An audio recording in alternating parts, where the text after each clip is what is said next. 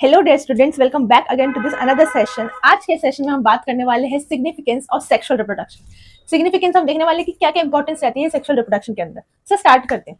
सबसे पहली चीज देखिए, sexual mode involves in the process of combining DNA. सबसे इंपॉर्टेंट पॉइंट हमारे पास आता है कि सेक्सुअल रिप्रोडक्शन के अंदर हम डीएनए की कॉम्बिनेशन, डीएनए की कंबाइनिंग देखते हैं अलग अलग पेरेंट्स से, जो कि हम इस सेक्सुअल रिप्रोडक्शन के अंदर मिस कर रहे थे।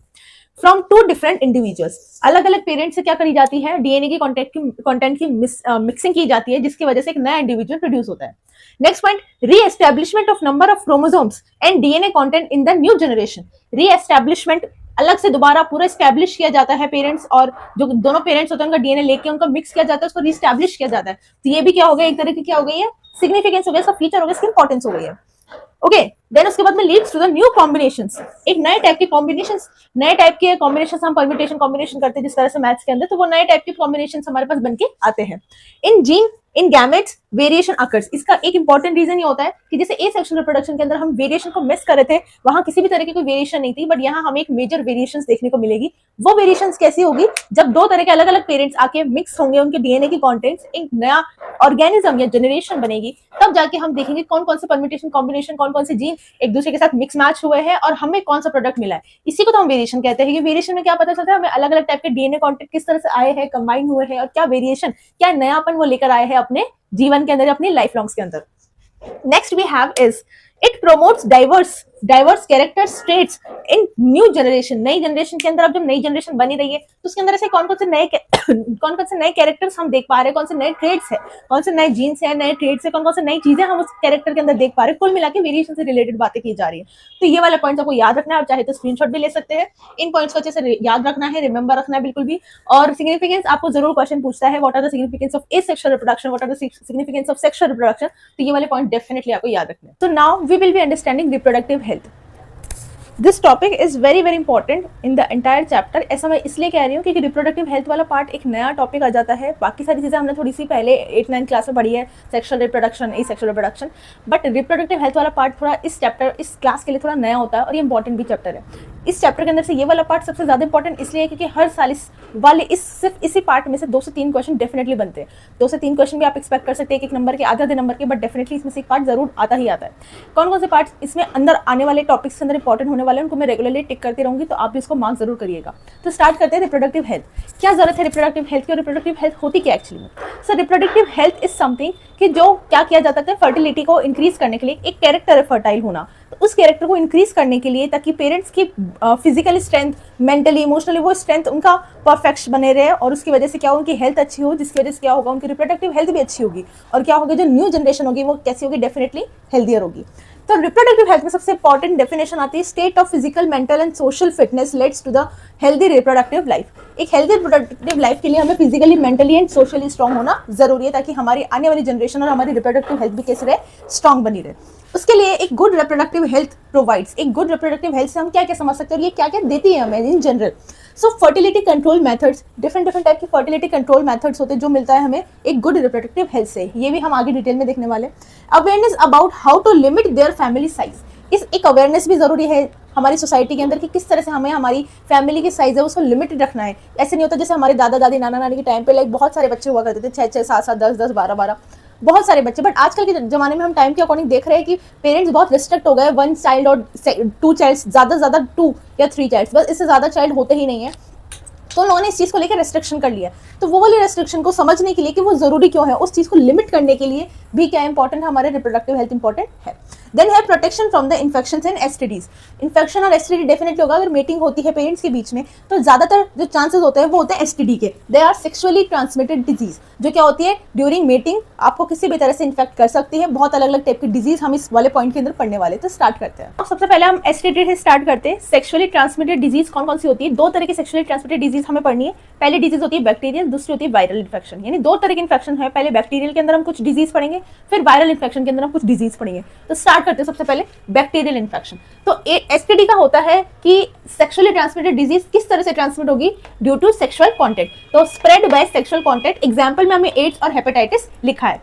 बैक्टीरियल इन्फेक्शन सबसे पहले हम देखने वाले, फर्स्ट पॉइंट मैंने इसको मेंशन कर दिया। अब पहला जो हमारे पास में डिजीज है वो गोनोरिया है। इसे हम क्या बोले, गोनोरिया। इसका जो एजेंट होता है जो इसको फैलाता है, यानी इसका जो बैक्टीरिया होता है उसका नाम होता है निसेरिया गोनोरिया। Neisseria, gonorrhoea. ये याद नहीं भी रहता तो वो भी कोई दिक्कत नहीं, क्योंकि अगर आपको क्वेश्चन ऐसा पूछा भी जाता है, पुटअप भी होता है क्वेश्चन, तो इजीली आप ये गोनोरिया देख के पता लगा सकते हो कि निसेरिया गोनोरिया क्या कॉज करता है। गोनोरिया नाम की एक बैक्टीरियल इन्फेक्शन जो कि क्या है, एक एसटीडी है। अब ये किस वजह से होता है, इसके रीजंस हमें मेंशन कर रखे हैं, 3 रीजंस। इसके अलावा भी और रीजंस हो सकते हैं, हमें इतने ही पढ़ने। सबसे पहले unprotected sexual intercourse with the partner. अगर आपके पार्टनर के साथ में आपका अनप्रोटेक्टेड सेक्सुअल इंटरकोर्स होता है तो इसकी वजह से गोनोरिया वाली बीमारी हो सकती है। Infected mother to foetus. Foetus क्या होता है, द चाइल्ड जो बॉर्न अभी तक हुआ नहीं है, वो मदर के अंदर ग्रो कर रहा है, प्लेसेंटा की तरफ से उसको खाना मिल रहा है सारा सब कुछ, तो उस वाली कंडीशन को फीटस कहते हैं, दैट इज फीटल या फीटस। तो अगर मदर इन्फेक्टेड है तो डेफिनेटली उसके बच्चे को, उसके फीटस भी क्या हो जाएगा, इन्फेक्ट हो जाएगा, उसके अंदर भी बीमारी हो सकती है। फिर infects ureter in main and cervix in female. Infection कहाँ होता है जाके, मतलब इससे क्या प्रभाव पड़ता है, इस वाली बीमारी से, इस वाले डिजीज से, इस वाले इन्फेक्शन से क्या होता है, यूरेटर जो होता है मेन के अंदर उसको खराब हो जाता है, वो उसको डिसबैलेंस हो जाता है, डिसफंक्शन हो जाता है, यानी जितना भी फंक्शन होता है यूरेटर का वो डिसबैलेंस हो जाती है, कोई ना कोई दिक्कत हो जाती है। सर्विक्स जो होता है फीमेल के अंदर, उसके अंदर डिसफंक्शन हो जाता है, वो उसको यानी गोनोरिया उस पार्ट को इन्फेक्ट कर देता है। फिर हमारे पास सिम्टम्स क्या दिख रहे हैं कि जिससे हमें पता लगा सके कि अच्छा हमें गोनोरिया वाली बीमारी हुई है। तो सिम्टम्स में लिखा है कि सबसे पहले डिस्चार्ज ऑफ पस फ्रॉम पेनिस एंड वेजाइना। पस लाइक स्ट्रक्चर आपको क्या मिलेगी, वेजाइना और पेनिस से देखने को मिलेगी कि वहां से रिलीज हो रही है। Burning sensation in the private part, जितने भी अगर आपके प्राइवेट पार्ट्स है उनके अंदर बर्निंग सेंसेशन अगर आपको हो रही है तो दैट मीन्स कि कहीं ना कहीं रिलेट किया जा सकता है कि इन्फेक्शन जो है वो गोनोरिया वाले बैक्टीरिया से हुआ है, और वो बीमारी हमें जो है वो क्या कहलाती है, gonorrhoea. Another bacterial disease we have is syphilis. Syphilis क्या होती है, एक टाइप की बैक्टीरियल डिजीज है, जो एसटीडी डिजीज के अंदर हम बैक्टीरियल वाला पॉइंट पढ़ रहे हैं उसी के अंदर ये सारी चीजें रीड आउट कर रहे हैं। सो ट्राइपोनेमा पैलिडियम क्या है, एक टाइप का बैक्टीरियल एजेंट है जिसकी वजह से क्या हो रही है, साइफिलिस नाम की डिजीज या बीमारी हमें हो रही है। देख लेते हैं क्या क्या इसके अंदर हमें रीड आउट करना है। सबसे पहले चीज की डायरेक्ट किस तरह से ये हो रहा है कि direct contact by the syphilis spore, जो कि साइफिलिस के जो भी ये जो नाम है ट्रेपैनोमा पैलिडम, ये क्या है, बैक्टीरिया है। इसके अगर स्पोर्स अगर मिल जाते हैं हमें बॉडी पार्ट्स पे, एनवायरनमेंट में, ये फिर हमें फील हो जाता है कि हमारे बॉडी पार्ट पे इस टाइप के डिफरेंट स्पॉट्स है, ये स्पोर्स यहाँ पे आके गिरे हैं या लगे हैं, हमें टच हुआ है, तो ये डायरेक्ट कॉन्टेक्ट से आपकी स्किन के ऊपर, आपकी बॉडी के ऊपर क्या कर सकती है, बीमारी कॉज कर सकती है। देन है ट्रांसमिटेड ड्यूरिंग वेजाइनल, एनल और ओरल सेक्सुअल कॉन्टेक्ट, यानी वेजाइनल, एनल और ओरल सेक्सुअल कॉन्टेक्ट अगर होता है पार्टनर्स के बीच में, इंटरकोर्स किसी भी तरह का किया जाता है, तब भी क्या हो सकती है, साइफिलिस वाली बीमारी फैल सकती है और ज्यादा बढ़ जाती है। प्रेग्नेंट वुमेन को अगर ये वाली बीमारी है तो वो अपनी इस बीमारी को ट्रांसमिट कर देगी, ट्रांसफर कर देगी अपने नए वॉर्म के अंदर, यानी जो न्यू जनरेशन बन रही है उस जनरेशन के अंदर भी ये वाली बीमारी पास की जा सकती है, यानी ये बहुत जल्दी फैलने वाली टाइप की बीमारी है। क्योर्ड बाय एंटीबायोटिक्स, इससे पहले वाली जो बीमारी हमने पढ़ी थी वो भी एंटीबायोटिक्स से हम क्या कर सकते थे, क्योर कर सकते थे, दैट इज हमने गोनोरिया पढ़ा था इससे पहले, उसमें भी एंटीबायोटिक्स लेके लोगे तो आप ठीक हो जाओगे, इसमें भी एंटीबायोटिक्स वगैरह लेंगे तो ठीक हो सकते हैं। बट एड्स एक ऐसी बीमारी हम आगे भी पढ़ने वाले जो क्या कर सकते हैं, कोई भी एंटीबायोटिक इंजेक्शन दवाई वगैरह से ठीक, हम पढ़ेंगे इससे आगे वाले इसी सेशन के अंदर। आगे जब हम एड्स पढ़ेंगे, एड्स में हम देखेंगे कि एड्स एक ऐसी बीमारी है जिसको क्योर नहीं किया जा सकता पूरे दुनिया में, उसका कोई भी इंजेक्शन, कोई भी दवाई, कोई भी एंटीबायोटिक ऐसी नहीं बनी है आज तक जिससे क्या कर सकते हैं हम HIV जो वायरस जो एड्स को फैलाता है उससे बचा जा सके। तो उसकी भी कुछ क्योर्स एंड प्रिकॉशंस वगैरह उनको भी हम रीड करेंगे। पहले देख लेते हैं कि इसके सिम्टम्स क्या क्या है। साइफिलिस जो कि ट्रिपैनोमा पैलिडम, बार बार मैं रीड आउट इसलिए करूँ ताकि दिमाग में चीज बैठ जाए, अगर आप लेक्चर्स भी एक दो बार भी लेक्चर्स देख लोगे तो वैसे याद रह जाएगा, बहुत हार्ड एंड फास्ट चीजें नहीं है, बस याद रखना है कि ये इसका फैक्टर है, ये इसका एजेंट है या होस्ट है, यानी ये इसका बैक्टीरिया है और ये इसका बीमारी का नाम है और इसी कुछ सिम्टम्स है, बस सिंपल चीजें याद रखनी। एक दो बार लेक्चर्स आपने रिपीट पे देख लिए, याद रह जाएगा, आई जस्ट ट्रस्ट मी। फिर उसके बाद में हमें सिम्टम देखने, appearance of spots on the body के ऊपर किसी भी टाइप के डिफरेंट टाइप के आपको स्पॉट्स दिखते हैं तो आप डॉक्टर को जरूर दिखाएं। Fever, ulcer, bone pen, liver disease, इस टाइप के अनीमिया वगैरह ये सारी चीजें हो सकती है। अनीमिया मतलब ब्लड की कमी, लिवर की किसी भी तरह की डिजीज हो सकती है, लिवर पेन भी हो सकता है, हिपेटोसाइट सेल्स होती है उनके अंदर भी कोई ब्लॉकेज आ सकता है या ब्रेकआउट हो सकता है। बोन के अंदर यानी हड्डियों का जो जोड़ों का दर्द वगैरह हम ये बोलते हैं, ये वाली चीजें भी हो सकती है। अल्सर जो कि पेट में, माउथ में, आपकी गट लाइनिंग में कहीं पे भी हो सकते हैं। अल्सर मतलब छोटे छोटे छाले वगैरह इस तरह के रेडिश छाले। फीवर नॉर्मली बुखार जिसे हम जानते हैं, तो ये सारी चीजें सिम्टम्स होती है। अब इससे नेक्स्ट हम पढ़ते हैं वायरल बैक्टीरियल इन्फेक्शन और इंपॉर्टेंट वायरल इन्फेक्शन में हमें दो चार चीजें ज्यादा एक्स्ट्रा पढ़ने की जरूरत है, तो इसलिए अलग से हमने देखा है इसको। वायरल इन्फेक्शन में सबसे पहला इन्फेक्शन हम देखने वाले एड्स। अभी मैंने बताया एड्स एक ऐसी बीमारी है जो इनक्योरेबल है, फेटल है, जिसको अगर हो गई वो डेफिनेटली उसका भगवान के पास जाना निश्चित है। कोशिश की जाती है कि इसके सिर्फ प्रिकॉशंस हमें ध्यान रहे, हमें पता हो क्या सिम्टम्स है, ताकि हम जल्दी जल्दी अवेयर हो सके और उस पर्सन को क्या हो कॉन्टैक्ट लेस बनाया जा सके, उसको बिल्कुल क्या कर सके हम, जैसे कोरोना वायरस में हम सबको क्या कर दिया था, अलग अलग आइसोलेट कर दिया था, वो वैसा किया जा सके, क्योंकि कॉन्टैक्ट की वजह से ये वाला डिजीज फैलता ही फैलता है। ठीक है, तो एड्स का डेफिनेशन पूरा कंप्लीट इसका जो है फुल फॉर्म है वो देख लेते हैं। Acquired immunodeficiency syndrome. हर एक वर्ड का अलग अलग मतलब है, एक एक चीज को ध्यान से समझिएगा।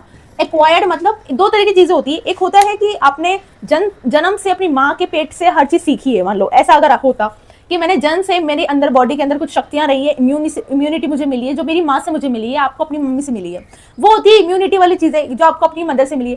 कुछ ऐसी बीमारियां, कुछ ऐसी चीजें, कुछ ऐसे कैरेक्टर्स जो आप पैदा होने के बाद में सीखते हो, दे आर एक्वायर्ड। आपने पैदा होने के बाद में, अपने बर्थ के बाद में आप जो जो चीजें एक्वायर करते हो, लेते हो, वो वाली चीजें होती है एक्वायर्ड के अंदर। तो ये एक ऐसी बीमारी जो जन्म के बाद में आपको होती है, तो ये आप इसको बाद में लेते हो या ग्रहण करते हो, तो इसलिए हमने एक्वायर्ड लिखा है इसके डेफिनेशन में या फुल फॉर्म में।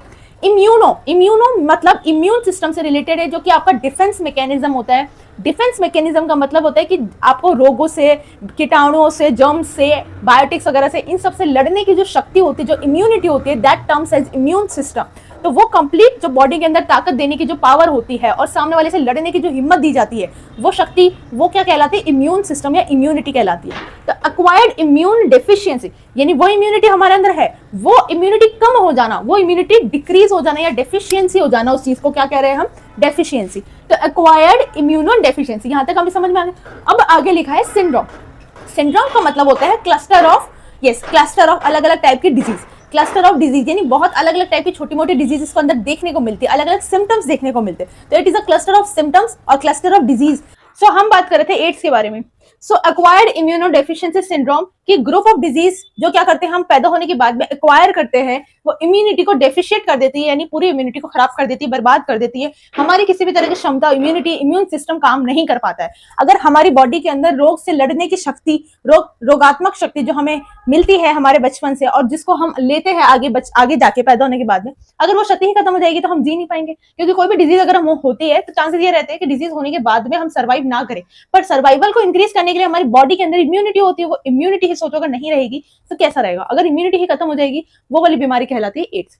इसको कॉज करने वाला वायरल जो इन्फेक्शन होता है, जो वायरस होता है, उसको हम बोलते हैं HIV virus. Full form human immuno deficiency virus. Human यानी इंसानों को करता है डेफिनेटली, इसलिए इसका नाम ही एचआईवी रख दिया हमने। एच मतलब इम्यूनो यानी इम्यूनिटी को डिक्रीज कर रहा है, इम्यूनिटी को कम कर रहा है, इम्यूनिटी को खत्म कर दे रहा है। तो ह्यूमन इम्यूनो डेफिशिएंसी वायरस। तो वायरल के अंदर सबसे पहले एड्स देखा हमने, एक्वायर्ड इम्यूनो डेफिशिएंसी सिंड्रोम, और इसके अंदर एचआईवी जो वायरस है इसका, वो उसका क्या है नाम? Human immuno deficiency virus. अब 4-5 तरह की इनके अंदर बातें हम देखने वाले हैं। सबसे पहला पॉइंट ये है, it is incurable and fatal. कैसी है ये? इसको सही नहीं किया जा सकता। फैटल यानी ये घातक है। कैसी है ये? घातक लिख लेना आगे, नहीं याद आ जाए, या फिर डेथ, निश्चित है डेथ होगी। सप्रेस इम्यून सिस्टम, जितना पूरा आपको कंप्लीट बॉडी का इम्यूनिटी होती है, सिस्टम जो होता है कंप्लीट, उसको सप्रेस कर देने का काम, उसको बंद कर देने का काम। इम्यूनिटी नहीं रहेगी तो बहुत सारी डिजीज आपको हो जाएगी, बहुत सारी डिजीज की वजह से आप ऊपर भगवान के पास। सेक्सुअल इंटरकोर्स, इसका मेन रीजन होता है कि सेक्सुअल इंटरकोर्स होता है विदाउट प्रोटेक्शन, तो क्या हो सकता है? हमारे एड्स हो सकता है। शेयरिंग निडल्स, उसके अलावा क्या क्या रीजन है इसको होने की? निडल्स, शेयरिंग निडल यानी एक इंजेक्शन आपको लगाया, फिर वही इंजेक्शन मुझे लगा दिया, तो आपके अंदर की बीमारी मेरे को हो सकती है। क्योंकि जो निडल होती है वो क्या करती है? बहुत अच्छा होस्ट का काम करती है किसी भी इंफेक्शन को एक जगह से दूसरी जगह ले जाने का। इसलिए हॉस्पिटल्स में आपने देखा होगा कि एक बार एक निडल को यूज करके उसको फेंक ही दिया जाता है, ठीक है, उसको दोबारा सेम बॉडी पे भी यूज नहीं किया जाता। तो उस निडल को फेंकने का रीजन यही होता है। ऐसा नहीं कि उसको बार बार थोड़ा पानी में से निकाल के साफ करके, ये चीजें नहीं होती है। क्योंकि इन्फेक्शन ऐसा होता है जो पानी में से निकाल के साबुन लगाने से साफ नहीं होता है। इन्फेक्शन इज समथिंग इतना छोटा, इतना बारीक, इतना ज्यादा स्मॉल होता है ना कि जैसे हम ना देख सकते ना पानी से क्लीन कर सके। वो क्या होता है? उस निडल पे ही रह जाता है। एक बार किसी बॉडी के अंदर हमने इंजेक्ट किया और हमने हमारी बॉडी के अंदर उसको इंजेक्ट कर लिया, तो उस बॉडी का इन्फेक्शन उस निडल के थ्रू हमारी बॉडी में इंसर्ट कर जाए। तो शेयरिंग निडल्स और transfusion of the unscreened blood. Unscreen blood का मतलब ये होता है ट्रांसफ्यूजन हम करते हैं। What is transfusion? एक बॉडी का पूरा ब्लड निकालकर दूसरी बॉडी के अंदर ट्रांसफर करते हैं हम। जैसे मैं मान लो कि मेरा ब्लड ग्रुप ओ नेगेटिव है, मुझे अगर कभी ब्लड की जरूरत होगी तो मैं ओ वाले ब्लड ग्रुप से लूंगी, because O negative is the rarest blood. आपको सभी को पता है आपके अंदर ए ब्लड ग्रुप है, बी ब्लड ग्रुप है, तो ये सारी चीजें अलग बात है। मैं अभी सिर्फ एक्सप्लेन करने के लिए ये चीज बता रही हूँ कि किसी को ब्लड की जरूरत होती है तो ए ब्लड ग्रुप वाले को ए बी वाला ब्लड ग्रुप दे सकता है। तो ए बी वाले ब्लड ग्रुप को हम पहले पूरा ब्लड क्लीन करते हैं, उसका इन्फेक्शन देखते हैं कोई दिक्कत तो नहीं है उसके अंदर। उसका ट्रांसफ्यूजन करने से पहले उसका हर चीज चेक होती है ब्लड की, तब एक अलग पर्सन का ब्लड दूसरे पर्सन के अंदर इंसर्ट किया जाता है। और मान लो उस ब्लड की हमने स्क्रीन ही नहीं किया। स्क्रीन करने का मतलब उसको चेकआउट करना। पर्टिकुलर हर लेवल के अंदर 5-6 लेवल्स होते हैं ब्लड के ट्रांसफ्यूजन के। मैंने प्रैक्टिकली भी परफॉर्म किया है इसलिए मुझे ये चीज अच्छे से पता है। तो 5-6 उनके स्टेप्स होते हैं, 4-5, जिनके अंदर हम अलग अलग लेवल पे ब्लड को छाना जाता है, उनको फिल्टर आउट किया जाता है, स्टेप्स को नोट किया जाता है कि इतना परसेंटेज ऑफ इन्फेक्शन पाया गया है इस ब्लड के अंदर। वो वाली सारी चीजें अलग करके तब हम दूसरी बॉडी के अंदर ट्रांसफर करते हैं ब्लड को। तो अगर स्क्रीन ही नहीं किया हमने, ये सारी स्टेजेस ही नहीं चेक करी, डायरेक्ट ब्लड ट्रांसफर करते हैं, हाँ भैया तेरा ब्लड, मेरे को ब्लड की जरूरत है, थोड़ा सा ब्लड दे दे, मैंने डाल दिया अपने बॉडी के अंदर ब्लड, उससे इन्फेक्शन होगा। तो यही लिखा है कि ट्रांसफ्यूजन जरूरी है ट्रांसफ्यूजन तो मतलब हो ही रहा है, अगर ब्लड रिक्वायर्ड है तो ट्रांसफ्यूजन तो वही है उसका प्रोसेस, बट हमें स्क्रीनिंग करनी जरूरी होती है ब्लड की। तो वो अगर हमने स्क्रीन नहीं किया, ब्लड दे दिया, तो उसकी वजह से भी एड्स हो सकता है, अगर सामने वाले को एड्स है तो ये वाली सारी चीजें एड्स के बारे में हो गई। एक लास्ट वायरल डिजीज रह गई, वो है वॉट्स, वो भी कवर कर लेते हैं। So the last viral disease जो हमें इस लेक्चर के अंदर पूरे हमारे कंप्लीट सेशन में पढ़नी है, जो एनसीईआरटी की तरफ से 4 डिजीज दी हुई है, उसके अंदर से 3 हमने रीड आउट कर ली है, 4th वाली हम अच्छे से रिवाइज करने वाले हैं, इसके बाद में एनसीईआरटी का पूरा पोर्शन कंप्लीट हो जाएगा। ये वाले चारों डिजीज अच्छे से याद रखनी है, इनके सिम्टम्स याद रखने हैं, कौन से इनके होस्ट होते हैं, कौन से एजेंट होते हैं, वो भी अच्छे से रिवाइज रखना है। आरबीसी सीबीएसई के अंदर बहुत सारे एमसीक्यूज और मैच द फॉलोइंग वाले क्वेश्चंस बनते हैं, और इनको तो बहुत ही अच्छे से देख के जाना है, क्योंकि इनमें से डेफिनेटली क्वेश्चंस आते हैं। सो जेनाइटल वॉर्ड्स, जेनाइटल वॉर्ड्स क्या होते हैं? एक लाइक स्मॉल डॉटेड या बम्स हो जाती है, सोर्स भी कह सकते हैं, छोटे छोटे स्पॉट्स वगैरह हो जाते हैं, वो कहाँ हो जाते हैं? आपके एक्सटर्नल जेनाइटल पॉइंट्स के अंदर हो जाते हैं। तो स्टार्ट करते हैं कि सबसे पहले हमें जेनाइटल वॉर्ड्स पढ़ना है। जेनाइटल यानी हमारे जेनाइटल वाले एरिया, जो हमारा इंटरनल और एक्सटर्नल जेनाइटल एरिया होता है, जो कि आपके प्राइवेट पार्ट्स होते हैं, वहां पे ये वाली बीमारी सबसे ज्यादा होती है। एचपीवी वायरस इसका नाम। अब इसकी फुल फॉर्म क्या है? Human papilloma virus. एक टाइप का वायरस है, इसका नाम ये है, ह्यूमन को डिजीज करते हैं ह्यूमन, और ये इसका नाम है पैपिलोमा वायरस। तो याद रहेगा वो वाला था कौन सा? एचआईवी वाला, और ये एचपीवी है। दोनों का नाम याद रखना है, कंफ्यूज नहीं हो जाना है। एड्स का एचआईवी है, वॉर्ड्स का एचपीवी है, ठीक है। सबसे पहले cause wards over the external genitals and perianal area. आपके एक तो जेनाइटल एरिया होते हैं, प्राइवेट पार्ट होते हैं, और उसके एक्सटर्नल जो स्ट्रक्चर होते हैं, एक्सटर्नल जो एरिया होता है, वहां ये वाला बीमारी हमें देखी जा सकती है। Perianal areas are the opposite areas, यानी ये वाला एक्सटर्नल पार्ट है तो आपके ऑपोजिट एरिया के अंदर जाके ये वाला डिजीज दिख सकती है। ये है podophyllum preparations are effective in treatment. अलग अलग टाइप के ट्रीटमेंट से इनके दे आर क्योरेबल, लिख लेना यहाँ पे, curable, but at the right time. इसका एक बहुत बड़ा पॉइंट ये है वॉर्ड्स का, कि आपको टाइम पे पता चल जाएगा तो आप क्योर कर लोगे, और नहीं पता चलेगा तो फिर थोड़ी दिक्कत हो सकती है, तो फिर ये थोड़ी फैटल डिजीज में काउंट होती है। बट अभी तक जहां तक देखा गया है, वॉर्ड्स का एज सच इतना लार्ज केसेस और large amount of fatal disease के अंदर नहीं काउंट किया जाता है। इतने ज्यादा लोग नहीं मरे इस वाली बीमारी से, क्योंकि अगर जल्दी रिकवरी हो जाती है, जल्दी आपको पता चल जाता है कि ये वाली बीमारी आपकी बॉडी में है, जल्दी सिम्टम्स काउंट हो जाते हैं, जल्दी आपका ट्रीटमेंट स्टार्ट हो जाता है, तो ये वाली बीमारी कंट्रोल में लाई जा सकती है। बट एड्स के अंदर ऐसा है ही नहीं। एड्स तो आपको 10 साल 20 साल 15 साल 50 साल बाद भी पता चलेगा, तो भी आपको ये होगा कि अब मैं मरने वाला हूँ, क्योंकि एड्स की बीमारी एक ऐसी बीमारी है जो ऐसा नहीं है कि आपको मतलब आज हुई है और कल ही पता चल जाएगी। एड्स इज समथिंग कि जो 10 साल से आपकी बॉडी के अंदर है, आप रेगुलर, आपका सेक्सुअल कांटेक्ट भी हो रहा है, आप फिजिकल कांटेक्ट भी है, और मतलब हर तरह से आ रहे जा रहे हो, हर जगह घूम रहे फिर रहे हो, हमेशा शादी ब्याह हो रहा है, सब कुछ हो रहा है, लेकिन एड्स वाली बीमारी का पता नहीं चलता है। अलग अलग छोटी मोटी बीमारियां होती है, आपको वो जुकाम खांसी बुखार आप इग्नोर कर देते हो। तो एड्स के होने के बाद में आपको ये चीज ध्यान रखना, टीबी जरूर होता है। टीबी वाली बीमारी एड्स को होती हो जाती है, तो टीबी वाली बीमारी में एड्स का टेस्ट किया जाता है। अगर वो मिल जाता है तो समझ लिया जाता है कि एड्स वाली बीमारी है, इनको बिल्कुल आइसोलेट रखना पड़ेगा, क्योंकि कॉन्टेक्ट वाली डिजीज है, तो और किसी को भी हो सकती है। तो पहला पॉइंट की पोडोफाइलम प्रेपरेशंस होती है, they are some of the doctor वाली चीजें जो कि हमें याद रखना है। अगर पूछा जाएगा कि पोडोफाइलम प्रेपरेशंस किसके अंदर की जाती है, पोडोफाइलम नाम का टेस्ट होते हैं, अलग अलग क्या होते हैं, इनकी बीमारियों को सही करने के लिए बायोटिक्स वगैरह एंटीबायोटिक्स होते हैं। तो वो वाली चीज आपको याद रखनी है कि ट्रीटमेंट के लिए पोडोफाइलम प्रेपरेशंस की जाती है, और दे आर क्योरेबल डिजीज। और वॉर्ड्स क्या होते हैं? एक्सटर्नल जेनेटल एरिया में होता है, और ये इसका एचपीवी वायरस है, और ये सारी चीजें ऐसे बहुत इजी है। 2-4 चीजें याद रखनी कि गोनोरिया का ध्यान रखना है, उसका एजेंट ध्यान रखना। फिर उसके बाद में हमने पढ़ा सिफिलिस पढ़ा, फिर हमने वायरल स्टार्ट कर दी, दोनों बैक्टीरिया का हो गया था, फिर वायरल में हमने एड्स पढ़ा, और दूसरा हमने ये वॉट्स पढ़ा। सिर्फ 4 है, कुल मिला के चारों के अच्छे से एजेंट याद होना चाहिए, होस्ट याद होना चाहिए। और इन चारों के बारे में अगर आपको किसी भी तरह का कोई भी कंफ्यूजन है तो कमेंट करके जरूर बताना। एक लास्ट टॉपिक रह गया हमारा पॉपुलेशन कंट्रोल वाला। 3-4 अलग अलग मेथड्स होते हैं, फिजिकल मेथड्स, सर्जिकल मेथड्स और एनालिटिक, अलग अलग टाइप के मेथड्स होते हैं। उन मेथड्स को मैं अच्छे से डिटेल में बताने वाली हूँ इसके नेक्स्ट लेक्चर के अंदर, तो ये वाला सेशन जरूर देखना। इससे पहले के सभी लेक्चर्स में इस वाले लेक्चर में पिन कर दूंगी, जरूर उनको देखना, और फिर ये वाला लेक्चर देखना, अच्छे समझ में आ जाएगा। और यस, फॉलो करना नहीं भूलिएगा, सब्सक्राइब जरूर करिए, लाइक और कमेंट जरूर करके बताइए रखिए कि ताकि आपको किस टाइप का कंटेंट और चाहिए, और किस टाइप का कंटेंट में और बनाऊं, ताकि आपको किसी भी टॉपिक में आपको कंफ्यूजन है, चाहे 9th 10th 11th 12th किसी भी टॉपिक में, किसी भी सब्जेक्ट में, मतलब किसी भी साइंस के किसी भी फील्ड के अंदर अगर आपको कंफ्यूजन है तो डेफिनेटली उसको कोशिश की जाएगी उस पर सेपरेट वीडियो बना के उसको सॉल्व करने की। Thank you so much for watching and have a nice day.